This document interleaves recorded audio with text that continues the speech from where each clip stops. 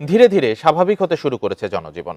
সপ্তাহের শেষ কর্মদিবসে রাজধানীর সড়কে বেড়েছে গাড়ির চাপ। গণপরিবহন ও ব্যক্তিগত গাড়ি চলাচল সংখ্যাও গতকালের তুলনায় বেড়েছে। প্রিয় নম্বর সেট করে বিকাশে সেন্ড মানি করুন ফ্রি। সকালে সড়কে স্কুল ও অফিসগামীদের ভিড় দেখা যায়। সিএনজি চালিত অটোরিকশা, রিকশাও চলাচল করছেন অনেকে। তবে গত কয়েকদিনের মতো আজও ট্রাফিক পুলিশের উপস্থিতি দেখা যায়নি। রাজধানীর প্রায় সব সড়কে ট্রাফিক নিয়ন্ত্রণে কাজ করছে শিক্ষার্থী সহ সাধারণ মানুষ। এতে সড়কে বিশৃঙ্খলা নেই।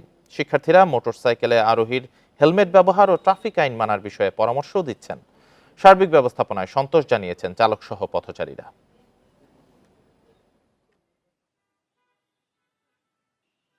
যারা অফিসগামী লোক আছে তাদের যাতায়াত যদি সুবিধা না করতে পারি আমরা, তাহলে তাদের যেমন অফিসে ব্যাঘাত ঘটবে, তেমন আমার রাষ্ট্রীয় কাজেও আমাদের ব্যাঘাত ঘটবে।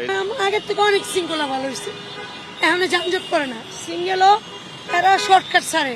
এটা একটা এমন একটা জায়গা, ধরেন এখানে অ্যাক্সিডেন্টের সম্ভাবনা বেশি থাকে, তো শৃঙ্খলা বজায় থাকলে সবার জন্যই ভালো হয়। এটা আমি অ্যাপ্রিসিয়েট করি, এটা ভালো।